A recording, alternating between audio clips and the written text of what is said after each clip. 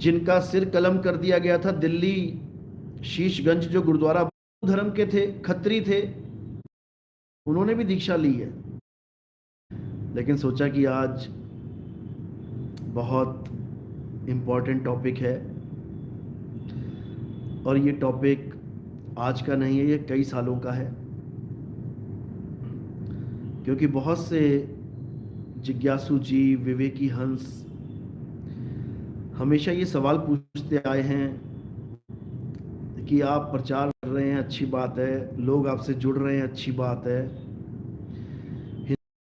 आप मुसलमान भी जुड़ रहे हैं, ईसाई, लेकिन आप कट्टर सिख को जोड़ के दिखाओ।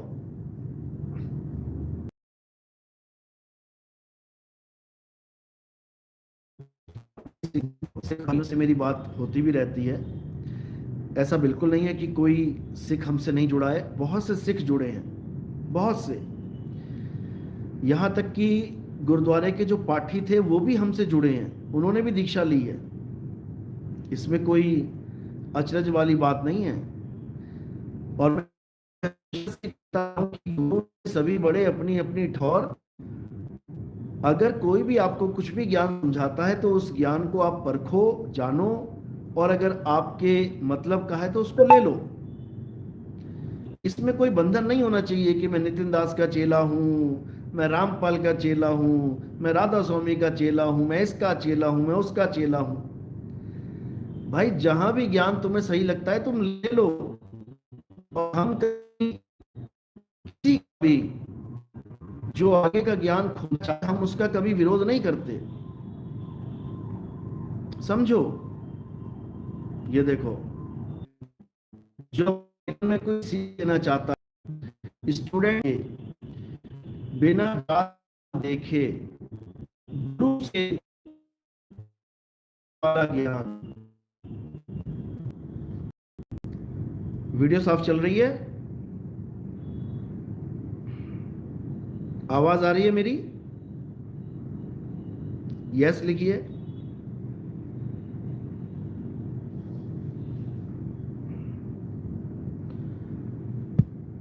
ओके। तो सिख वो होता है जो बिना भेदभाव के उस ज्ञान को प्राप्त करे जो उसके कल्याण के लिए अति आवश्यक है। जब बाबा नानक ज्ञान प्राप्त करके प्रचार के लिए निकले, तब एक भी सिख नहीं था, सिख धर्म ही नहीं था तब। बाबा नानक स्वयं हिंदू धर्म के थे, खत्री थे, वो खुद सिख नहीं थे, सिख कौम में नहीं थे, सिख कौम ही नहीं थी। जो बाबा नानक से जुड़ता गया, जो उनके द्वारा बताए मार्ग से जुड़ता गया, बाबा नानक ने उसका नाम सिख रख दिया। जैसे हमारे यहां कहते हैं शिष्यों चलो, इसी प्रकार बाबा नानक ने कहा सिखों चलो। तो जो जो बाबा नानक जी से जुड़ता गया वो सिख होता गया, यानी वो उनसे शिक्षा ग्रहण करने के लिए तैयार हो गया। अब बाबा नानक एक इंसान थे, आदमी कह लो। तो जो शिष्य थे वो बाबा नानक से जुड़ने लगे। बाबा नानक एक इंसान थे जो हर बात को बोल सकते थे, बोल के समझा सकते थे। इसलिए लोगों ने उनको गुरु धारण किया, उनके नाम के आगे गुरु लगा दिया, गुरु नानक। आप किसके शिष्य हो? गुरु नानक, गुरु नानक देव का शिष्य हूं मैं। यानी उन्होंने एक इंसान को गुरु स्वीकार किया। लेकिन आगे बाबा नानक जी ने क्या संदेश दिया? उन्होंने कहा भाई असली गुरु, सच्चा गुरु वो है जिसका जन्म और मरण नहीं होता, उसे शब्द गुरु कहते हैं। अभी गुरु ग्रंथ साहब प्रकट नहीं हुए हैं, अभी गुरु ग्रंथ साहब की वाणियां नहीं लिखी गई हैं, अभी गुरु ग्रंथ साहब की वाणियों को एकत्रित नहीं किया गया है, अभी बाबा नानक ही गुरुदेव हैं। सब सिखों के गुरु बाबा नानक हैं उस वक्त। बाबा नानक की भी जो वाणियां हैं वो उन्होंने लिखी हैं, अभी उनको कोई दर्जा नहीं दिया गया गुरु ग्रंथ साहब का। तो बाबा नानक जो एक इंसान थे, आदमी थे, उनको गुरु स्वीकारा गया उन लोगों के द्वारा जो ज्ञान को प्राप्त करना चाहते थे, जो मुक्ति का नाम प्राप्त करना चाहते थे। उन्होंने एक इंसान को अपना गुरु, देहधारी को अपना गुरु स्वीकार कर लिया। अब बाबा नानक जब गद्दी का विस्तार आगे करते हैं, यानी वो अगले गुरु को जो उनकी गद्दी पे बैठेगा उसका चयन करते हैं, तो देखो कैसे चयन करते हैं। उनके अपने दो पुत्र थे, श्री चंद, लक्ष्मी चंद। उन दोनों को गुरु जी ने गद्दी नहीं दी, जबकि वो बड़े सिद्ध थे,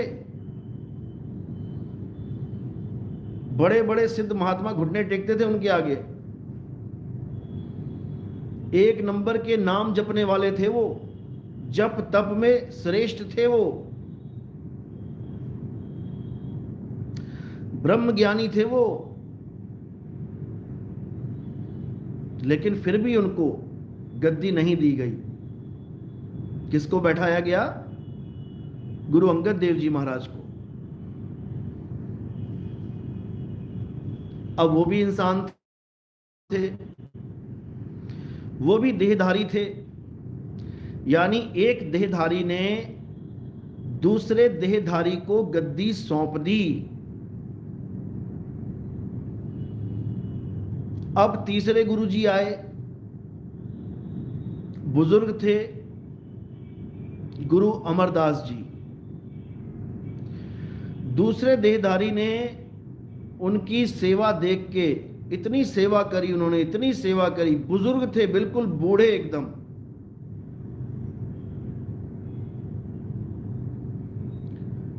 उनको गद्दी दे दी। वो भी देहधारी थे। करते करते करते 10वीं पातशाही तक, गुरु गोविंद सिंह तक ये गद्दी चलती आई। गुरु गोविंद सिंह जी भी देहधारी थे, उनका भी शरीर था, और उनका गुरु भी देहधारी था, 9वीं पातशाही, जिनका सिर कलम कर दिया गया था। दिल्ली शीशगंज जो गुरुद्वारा बनाए वो उन्हीं के यादगार में बनाए। देहधारी थे, शीश कलम कर दिया मुगलों ने। अब 10वीं पातशाही जो गुरु गोविंद सिंह थे, उनकी जंग हो गई मुगलों के साथ, भयंकर। राजपाट छोड़ के जंगलों में भी जाना पड़ गया। 4 दिल के टुकड़े थे उनके बच्चे, वो भी शहीद हो गए।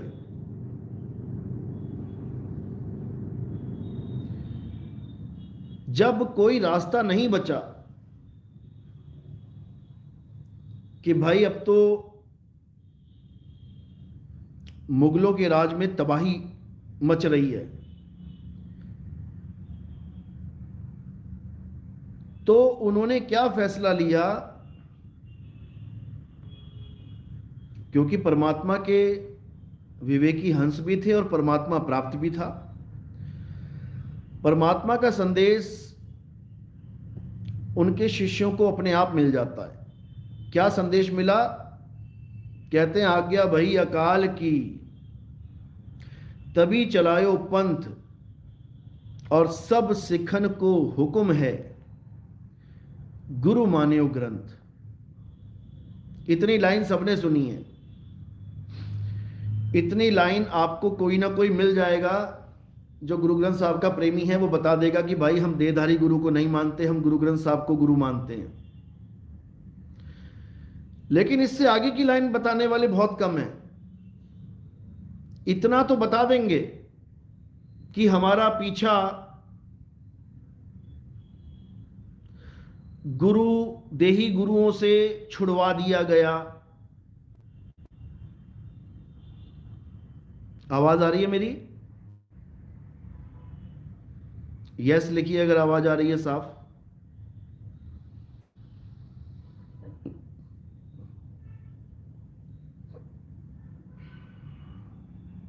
ओके। तो बहुत से लोग ये कहते हैं कि देहधारी गुरु धारण करने की जरूरत ही नहीं है। देहधारी गुरु हम धारण ही नहीं कर सकते। क्यों? क्योंकि 10वीं पातशाही ने मना कर दिया कि देहधारी गुरु धारण नहीं करना है।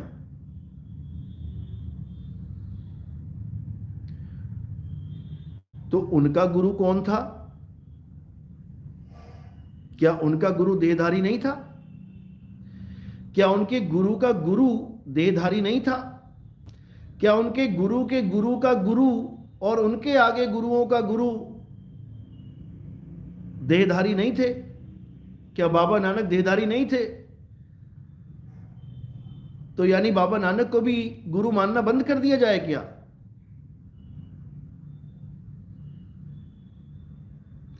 क्या 10 पातशाहियों को गुरु मानना बंद कर दें?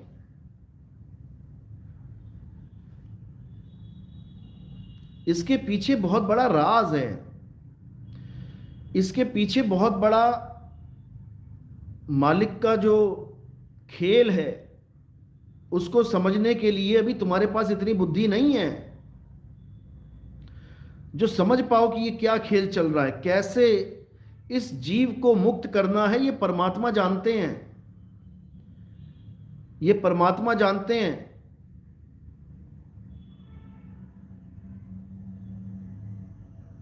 समझो,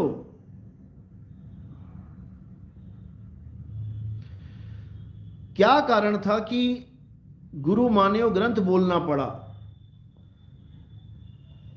जब उनको गद्दी मिली तब क्यों नहीं बोला कि मुझे गुरु मत मानो, मैं देहधारी हूं? तब उन्होंने गद्दी स्वीकार ही क्यों करी? कह देते नहीं, ग्रंथ तो आ ही चुका था, ग्रंथ का दर्जा ग्रंथ साहब को मिल चुका था, ग्रंथ का तो पाठ होता था। फिर तो 10वीं पातशाही को गद्दी लेनी ही नहीं चाहिए थी। वो कह देते भाई ग्रंथ साहब हमारे गुरु हैं और मुझे गद्दी पे नहीं बैठाया जाए, ग्रंथ साहब ही हमारा गुरु है। समझो,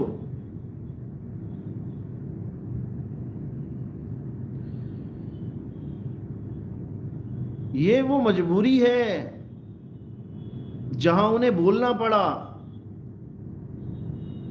कि सब सिखों को हुक्म है गुरु मान्यो ग्रंथ, क्योंकि औरंगजेब के साथ युद्ध हो रहा था और अगला गुरु अगर वो किसी को निर्धारित कर देते, हालांकि उनके चारों जिगर के टुकड़े शहीद हो चुके हैं, किसी ना किसी संगत में से ही किसी को बैठाया जाना था, लेकिन औरंगजेब उसके पीछे पड़ जाता, उसका भी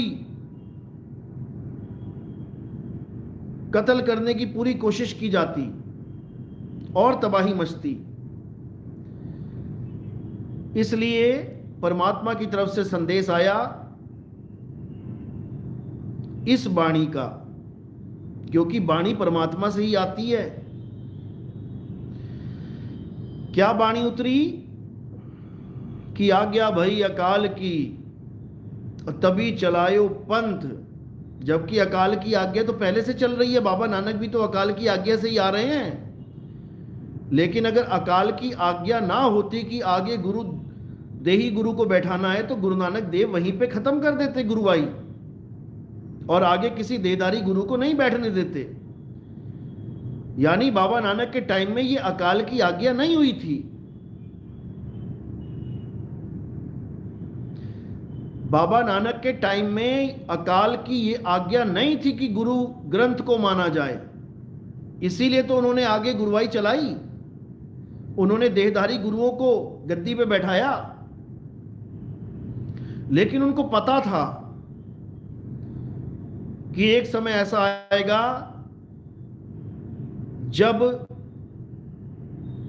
त्राहिमाम हो रहा होगा भारत में, क्योंकि ये संत लोग जानी जान होते हैं। परमात्मा इनको हर वो इंफॉर्मेशन दे देता है जो काल भगवान ने भविष्य में छुपा के रखी है। परमात्मा की दया से इनको सारी इंफॉर्मेशन मिलती रहती है कि क्या होना है, क्या होगा, सब कुछ मालिक की दया से इनको प्राप्त होता है। करे करावे आप पे आप, मानस के नहीं कुछ भी हाथ। परमात्मा सारा संदेश पहुंचा देते हैं अपने भक्तों के पास। बाबा नानक को भी पता था कि एक समय आएगा जब इस गद्दी पे किसी देहधारी को नहीं बैठाया जाएगा, ग्रंथ को बैठाया जाएगा। लेकिन उन्होंने ये भी बता दिया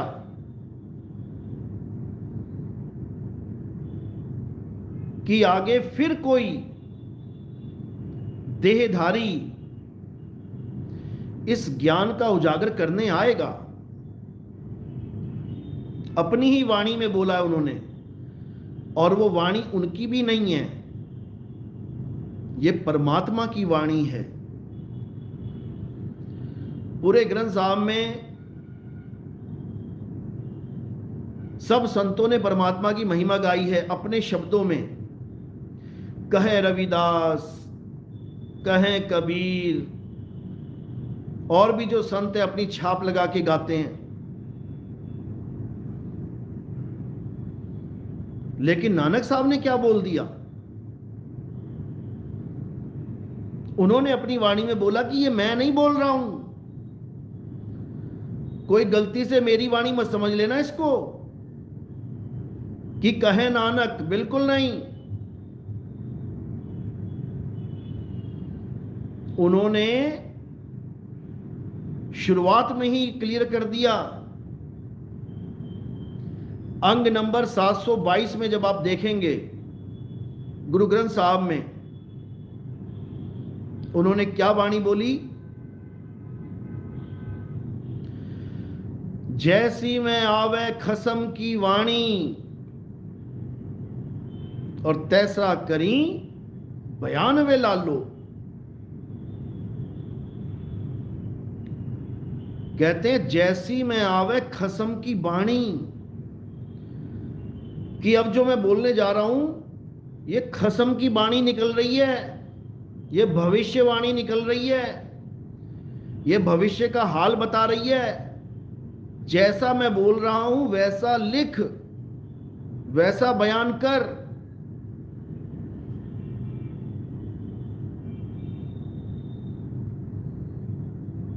समझो, ये वाणी इस सवाल के साथ, इस सवाल का जवाब है कि हम गुरु ग्रंथ को माने कि गुरु बाबा नानक को माने,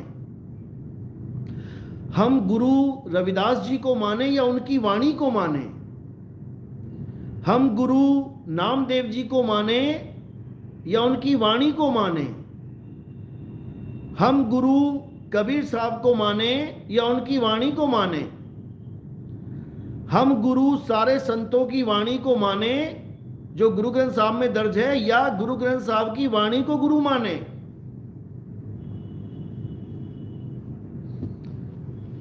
इस वाणी में उसका आंसर छुपा है। और आज्ञा भाई अकाल की, पहले पूरी आज्ञा समझ लो कि क्या भई है। आधा अधूरा ज्ञान नुकसान कर देता है। अभिमन्यु को था अधूरा ज्ञान, अपना नुकसान करा बैठा, जबकि उसके पास मौका था। जो बात उसने गर्भ में सुनी थी, आधी बात सुन के उसकी को नींद आ गई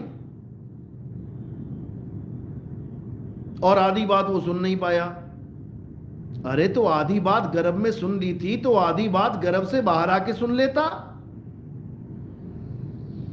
किसने मना किया था? जो बच्चा गर्भ में बैठा बैठा आधी बात यानी चक्रव्यूह को कैसे भेद के अंदर घुसना है, आधी बात गर्भ में बैठा बैठा सुन लिया, तो आधी बात गर्भ से बाहर निकल के जब जो शिक्षा ले रहा था शस्त्रों की, शास्त्रों की, तो भाई पूछ लेता पिताजी से कि पिताजी आधा ज्ञान तो मुझे हो गया था गर्भ में, लेकिन मेरी मां सो गई थी तो मैं आधी बात आपकी नहीं सुन पाया, मुझे वो बात भी सुना दो। लेकिन वो अपने ज्ञान को ही पूर्ण मानता रहा कि मुझे भाला चलाना आ गया, मुझे तीर चलाना आ गया, मुझे गदा चलानी आ गई, अब मैं कोई भी चक्रव्यूह तोड़ दूंगा। तोड़ ना पाया। इसी प्रकार ये जीव अधूरा ज्ञान सुन के सोचता है कि मैं तो पूर्ण ज्ञानी बन गया, मैं तो चक्रव्यूह तोड़ दूंगा। तोड़ नहीं दूंगा, तुझे तोड़ देगा काल भगवान। ऐसा तोड़ेगा, हालत खराब हो जाएगी। इसलिए ज्ञान पूरा लो, पूरा ज्ञान लो, तब काम बनेगा। वाणी तक पूरी नहीं सुनाते ये लोग। क्या कहती है वाणी? जैसी में आवे खसम की बाणी। ये खसम की बाणी है। इसको जब तुम पूरा समझोगे तब तुम्हें समझ में आएगा अंत में क्या बोला बाबा नानक ने, कि खसम की प्लानिंग क्या है। ये कलयुग में जो सतयुग आएगा ये खसम लेके आएगा, खसम लेके आएगा ये सबका। और खसम के आने की तैयारी कर लो, खसम आने वाला है। कसम आने वाला है। और जब वो आएगा तो समझ लो कि क्या होगा।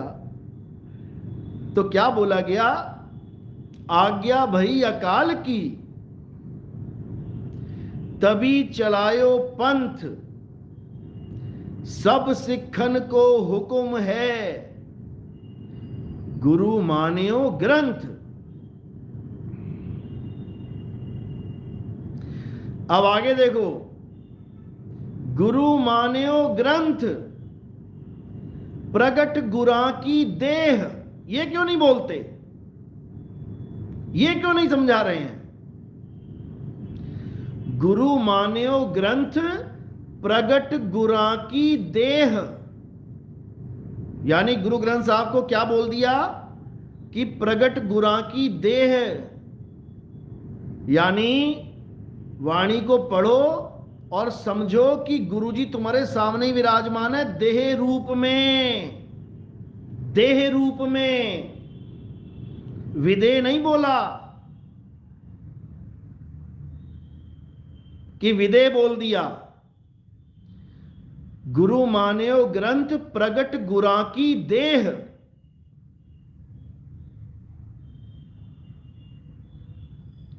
समझो।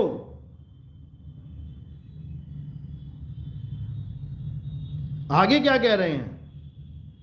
जो प्रभु को मिल बोच है तो खोज शब्द में ले।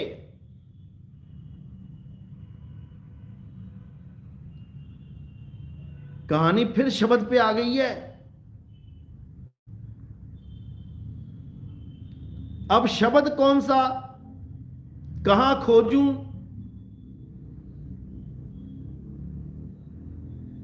अब जिसको शब्द का भेद नहीं पता वो क्या कहता है कि गुरु ग्रंथ साहब में ही तो शब्द खोजना है। तो भाई गुरु ग्रंथ साहब में तो इतने सारे शब्द लिखे हैं, तो कौन सा शब्द पकड़ोगे? उसमें एक ओंकार भी लिखा है, उसमें सतनाम भी लिखा है, उसमें वाहे गुरु भी लिखा है, उसमें राम भी लिखा है, उसमें कृष्ण भी लिखा है, उसमें आत्मा, परमात्मा, जीव, शिव, पीव सब कुछ लिखा है। परमेश्वर लिखा है, महाप्रभु लिखा है, ईश्वर लिखा है, मुरारी लिखा है, केशव लिखा है। कौन सा शब्द पकड़ोगे? अरे गुरु ग्रंथ साहब में तो ये लिखा है 52 अक्षर लोक त्रय, सब कुछ इन्हीं माही, ये अक्षर खिर जाएंगे, वो अक्षर इनमें नाही। गुरु ग्रंथ साहब में जो अक्षर लिखे गए हैं ये 52 अक्षर हैं सब। और वाणी कह रही है कबीर साहब की कि वो अक्षर इनमें नाही, यानी 52 अक्षरों के द्वारा जितने भी ग्रंथ बनाए गए हैं वो परमात्मा का सच्चा नाम 52 अक्षरों में नहीं आता। तो बताओ कहां खोजोगे?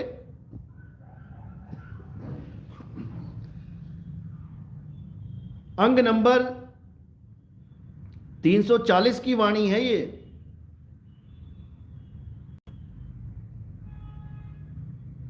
और 336 में क्या कह रहे हैं? अंग नंबर 336,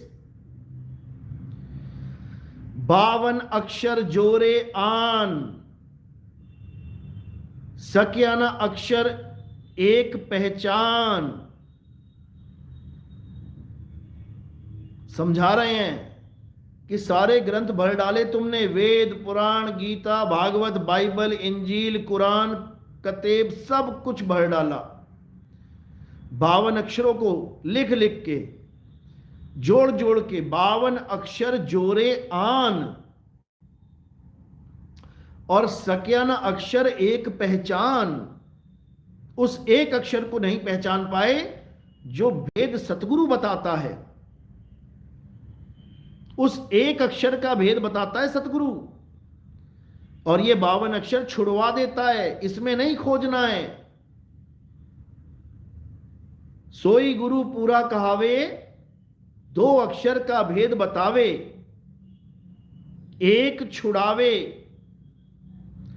एक लखावे, तब प्राणी निज घर को जावे। ये एक इंसान ही भेद बता सकता है। बाबा नानक ने बताया लोगों को, कबीर साहब ने बताया, रविदास जी महाराज ने बताया, नामदेव जी ने बताया, संतों ने बताया। लेकिन एक मजबूरी थी, क्योंकि अगर आगे किसी इंसान को गुरु बनाया जाता, उस जमाने में तो जंग तो हो ही रही थी, उसके पीछे पड़ जाता ये औरंगजेब। इसलिए और जान माल की हानि ना हो, इसलिए परमात्मा का हुक्म आया कि ग्रंथ को गुरु धारण करवाओ, ग्रंथ को गुरु बना दो। अब जो भी गुरु धारण करेगा वो ग्रंथ साहब को धारण करेगा, इसलिए बोला गया। लेकिन ग्रंथ साहब को प्रगट गुरा की देह ये मान के पढ़ना है कि मैं कबीर साहब के सामने बैठ के, कबीर साहब के सामने बैठ के ये वाणी श्रवण कर रहा हूं। रविदास जी की वाणी है तो मैं रविदास जी के सामने बैठ के ये वाणी श्रवण कर रहा हूं, क्योंकि प्रगट गुरा की देह। समझो,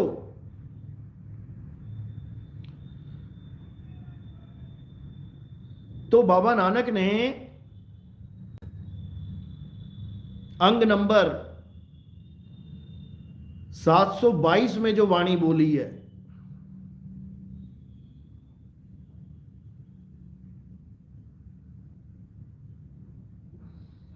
हाँ मुझे पता है कि बाबा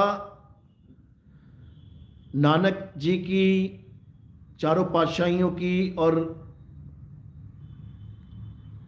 5वीं पातशाही की, इनकी वाणियाँ, 9वीं पातशाही की भी शायद वाणी है उसमें। बाबा जो गुरु गोविंद सिंह जी हैं उनकी वाणी इसमें नहीं है, उनका अलग ग्रंथ है, दसम ग्रंथ। उन्होंने तो अपनी वाणी भी दर्ज नहीं करी इसमें। करने को नहीं कर सकते थे क्या? कर सकते थे, लेकिन उन्होंने अपनी वाणी दर्ज नहीं करी। उन्होंने अलग ग्रंथ लिखा है, दसम ग्रंथ, जिसमें निकलंक अवतार, कल्कि अवतार का जिक्र आता है। उसके बारे में भी बात करेंगे, आज वो विषय नहीं है।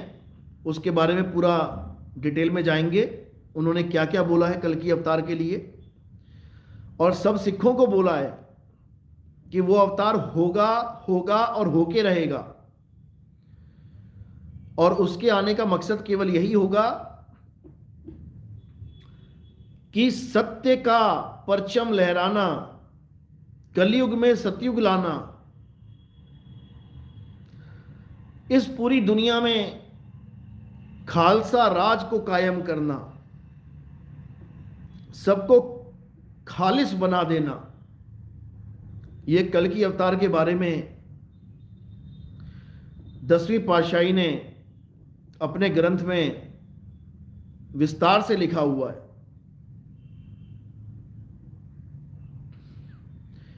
लेकिन बात चल रही है देहधारी गुरु की, कि देहधारी को गुरु मानना है कि नहीं मानना है। सिख धर्म में मानते ही आ रहे थे, 10 पातशाहियों को गुरु माना है, अरदास में उनके नाम भी आते हैं। एकाएक ये हुक्म हो गया, आज्ञा भई अकाल की, कि भाई अब जो ग्रंथ है वो गुरु का दर्जा प्राप्त करेगा। श्री गुरु ग्रंथ साहब जी को गुरु का दर्जा दे दिया गया। लेकिन बाबा नानक की जो वाणी है उसमें बिल्कुल क्लियर उन्होंने क्या बोला है कि जब सतयुग आएगा, यानी कलयुग में सतयुग आएगा, जिसको उन्होंने सच की बेला, सच की बेला यानी कि एक ऐसा समय, बेला यानी समय,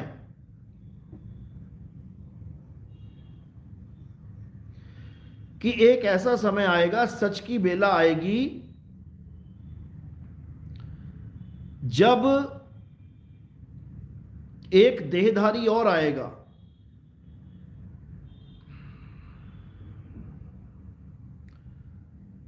उसके लिए क्या बोला गया, आप पूरी वाणी पढ़ सकते हो,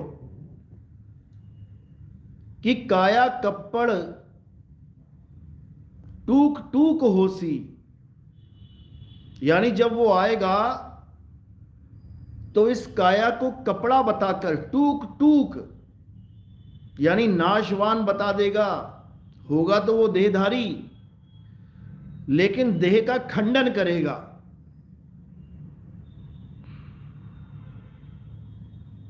समझो, काया कप्पड़ टूक टूक होसी, हिंदुस्तान समालसी बोला, यानी पूरा हिंदुस्तान एक आवाज में बोलेगा, यानी सत्य की बात करेगा, घर घर तक सत्य पहुंचेगा, सत श्री अकाल का डंका बजेगा, और काया कप्पड़ टूक टूक होसी, ये जितने देहधारी गुरु अपनी देह से जोड़ के बैठे हैं भक्तों को, इस काया कप्पड़ का टूक टूक यानी इसका खात्मा हो जाएगा, देह का खात्मा कर दिया जाएगा।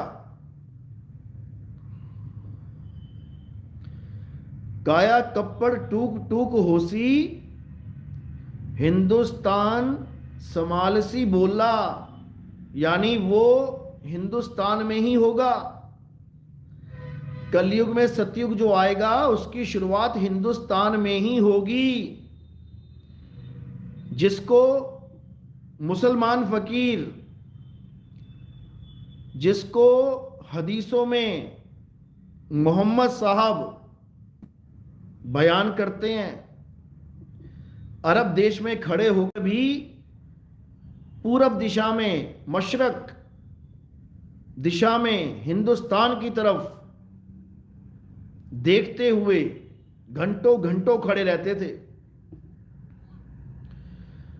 कोई उनसे पूछता था कि आप पूरब दिशा की तरफ क्या देखते रहते हो, तो वो कहते थे कि मुझे पूरब दिशा से खुशबू आती है। ऐसी खुशबू आती है कि क्या बताएं। अमन की खुशबू आती है, प्रेम की खुशबू आती है, शांति की खुशबू आती है। और होना हो हिंदुस्तान से ही वो मुहिम छिड़ेगा जो पूरी दुनिया को मुसलमान बना देगा। मुसलमान का मतलब ये नहीं कि टोपी पहना देगा, मूंछ मुड़वा देगा। मुसलमान का मतलब है मुसल्ला प्लस ईमान। मुसल्ला यानी बंदगी से संबंधित है, ईमान यानी व्यवहार से संबंधित है। यानी सब ईमानदार हो जाएंगे और बंदगी करना सीख जाएंगे, मुसल्ले पे खड़े होके मालिक की बंदगी करेंगे। इसी को गजवाए हिंद नाम दिया गया हदीसों में। गजवाए हिंद यानी हिंदुस्तान से ही वो गजवा यानी मुहिम छिड़ेगा। यही बाबा नानक समझा रहे हैं। काया कप्पड़ टूक टूक होसी, हिंदुस्तान समालसी बोला। अब आगे क्या कह रहे हैं? आवण 78, जावण 97, होर भी सी मर्द का चेला। अब यहां पर बहुत जबरदस्त कोड लगा हुआ है। क्या है ये 78? क्या है ये 97? ये परमात्मा की वाणी है, ये आम आदमी नहीं खोल सकता इसको, क्योंकि उन्होंने शुरू में ही कह दिया कि जैसा मैं बोल रहा हूं बस वैसा तू लिख दे, बयान कर दे, पूछ मत कि ये क्या है। जैसी में आवे खसम की बाणी, तैसड़ा करी बयान वे लाल लो। बस तू लिखता जा, बयान करता जा, पूछ मत कि खसम क्या कह रहा है। वो जब बेला आएगी, सच की बेला आएगी, तो सबको खुद ही पता लग जाएगा क्या कह रहा है खसम।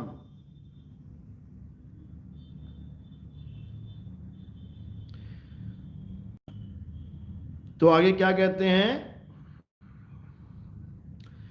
आण 78, जान 97, होर भी उठसी मर्द का चेला। सच की बाणी नानक आखे।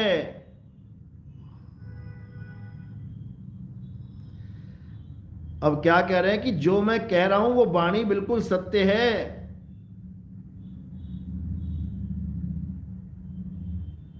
ये सत्य की वाणी है, ये झूठ नहीं बोल रहा हूं मैं।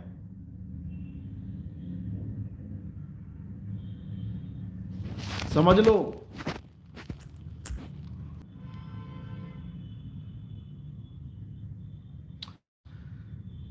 सच की बाणी नानक आखे।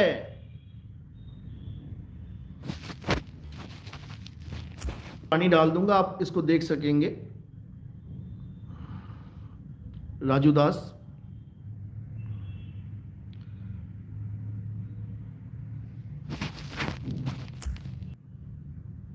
तो क्या कह रहे हैं? सच की वाणी नानक आखे। आखे मतलब बोलना। पंजाबी में कहते हैं वो मैं कदा आख रहा तेनों, सुनता ही नहीं है। आखना मतलब बोलना।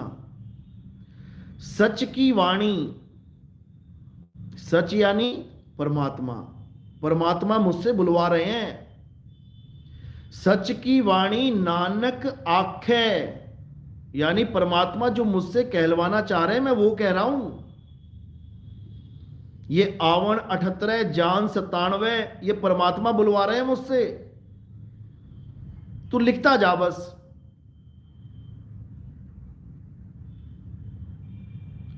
सच की वाणी नानक आखे, सच सुनाइसी सच की बेला। यानी जो मैं बोल रहा हूं ये सब सच ही होने वाला है, होके रहेगा। कब होगा? सच की बेला। बेला यानी समय। कहते जब वो समय आएगा, जब वो समय आएगा, जब कलयुग में सतयुग आएगा, ये मेरी जो वाणी है ये तब समझ में आएगी लोगों को मैं क्या कह रहा हूं। क्योंकि ये मैं नहीं कह रहा हूं, ये वो कह रहा है जिसने आज्ञा दी थी ग्रंथ साहब को गुरु बनाने की। ये वो बोल रहा है जिसने आज्ञा दी थी कि सभी सिखन को हुक्म है गुरु मान्यो ग्रंथ। किसने दी थी आज्ञा? भाई अकाल की। अकाल कौन है? खसम है हमारा। ये अकाल हमारा खसम है। इसी खसम की बाणी नानक साहब दोहरा रहे हैं, जैसी में आवे खसम की बाणी तैसड़ा करी बयानवे लालो। तो ये खसम की जो बाणी है, ये बाणी क्या कह रही है कि आवन 78 जान 97 होर भी उठसी मर्द का चेला। कि एक मर्द का चेला आएगा और जो दुनिया को सत्य की राह बताएगा, असत्य की जड़ें उखाड़ देगा, काया को टूक टूक खात्मा कर देगा काया का। काया कप्पड़ टूक टूक होसी, हिंदुस्तान समाल सी बोला। पूरा हिंदुस्तान एक आवाज में, एक बुलंद आवाज में सत्य का परचम लहराएगा और फिर ये भारत, ये हिंदुस्तान विश्व गुरु बन जाएगा।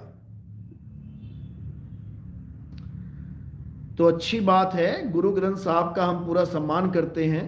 हमारे भी संतों की वाणियां उसमें हैं, हमारे सारे संत हमारे ही हैं। लेकिन जिस पंथ में हम जुड़े हुए हैं, कबीर पंथ नाम है इसका, कबीर साहब की वाणियां सबसे ज्यादा वाणियां कबीर साहब की ही दर्ज है गुरु ग्रंथ साहब में। तो अगर ज्यादा के हिसाब से देखो तो सबसे भारी पलड़ा कबीर साहब का है। सबसे ज्यादा सम्मान उनकी वाणियों को दिया गया है, नंबर 1 पे वही है। और जो बरेली वाले महापुरुष थे, अब तो शरीर छोड़ दिया उन्होंने। बरेली में खालसा जो नीले वस्त्रों में होते हैं, गुरु की फौज होती है, निहंग सिख कहते हैं उनको। उन्होंने तो अपने सत्संगों में इतना खुलासा किया, इतना खुलासा किया कबीर साहब के ऊपर कि भाई अगर इस दुनिया में, ऑल ओवर वर्ल्ड में किसी को सत्य प्राप्त हुआ तो पहला इंसान कबीर है। निहंग सिख होके उन्होंने बाबा नानक को 2nd नंबर पे डाल दिया। बरेली में हैं, अब तो नहीं है, शरीर छूट गया उनका, लेकिन मैंने 2-4 सत्संग उनके सुने थे कबीर साहब के ऊपर। उन्होंने बहुत अच्छा बोला कि अगर किसी को सत्य मिला इस दुनिया में तो बड़े बड़े ऋषि मुनि तो प्राप्ति नहीं कर पाए। ब्रह्मा विष्णु महेश को भी उन्होंने कह दिया वो प्राप्त नहीं कर पाए। अगर किसी को प्राप्ति हुई है तो नंबर 1 पे कबीर साहब को हुई है, वहीं से सिख पंथ चला है। उन्होंने तो ये भी कह दिया कि कबीर ना होते तो किसी को भी ज्ञान नहीं होता। अच्छी बात है उन्होंने इतनी बात बोली, लेकिन असली भेद वो भी ना जान पाए कि करना क्या था। केवल इससे थोड़ी नहीं कल्याण हो जाएगा कि कबीर साहब नंबर 1 पे थे और बाबा नानक नंबर 2 पे थे और वो नंबर 3 पे और वो नंबर, इससे कल्याण नहीं होगा। कल्याण इससे होगा कि कबीर साहब ने ज्ञान क्या समझाया दुनिया को। 52 अक्षर जोरे आन, सकिया न अक्षर एक पहचान। क्या वो एक अक्षर तुमने जान लिया? अगर वो एक अक्षर तुमने जान लिया है तब तो कल्याण हो जाएगा, और नहीं जाना तो कबीर पंथी होकर भी तुम्हारा बेड़ा गर्क हो जाएगा। कोई इस गलत फहमी में ना रहे कि कबीर साहब की पूजा करते हैं काल से तो बचा ही लेंगे। अरे पूजा पाठ तो वो मना कर रहे हैं और तुम कर रहे हो। वो पूजा पाठ को मना कर रहे हैं, तुम कर रहे हो, कैसे बचाएंगे तुम्हें? मैं तो कबीर कबीर नाम जपता हूं, मुझे तो बचा ही लेंगे। अरे वो नाम छुड़वाने आए हैं और तू नाम जप रहा है, कैसे बचाएंगे तुझे? कैसे बचाएंगे? मैं तो त्रिकुटी ध्यान लगा के बैठता हूं, मुझे कबीर साहब के दर्शन हो जाते हैं। अरे त्रिकुटी छुड़वाने आए थे वो। कैसे बचाएंगे तुझे? नहीं समझ में आ रही बात। मोको कहां ढूंढे रे बंदे, मैं तो तेरे पास में। ना मैं जप में ना मैं तप में, ये जप तप छोड़ दो, इसे ये सारे जप छोड़ दो। हिंदू राम राम जपना छोड़ दे, मुसलमान अल्लाह अल्लाह जपना छोड़ दे, सिख भाई वाहेगुरु वाहेगुरु जपना छोड़ दे, ईसाई हालेलुया हालेलुया करना छोड़ दे, सारे नाम जाप छोड़ दे, कबीर पंथी कबीर कबीर जपना छोड़ दे, सतनाम सतनाम जपना छोड़ दे। तब तुम्हारा कल्याण होगा गुरु के द्वारा,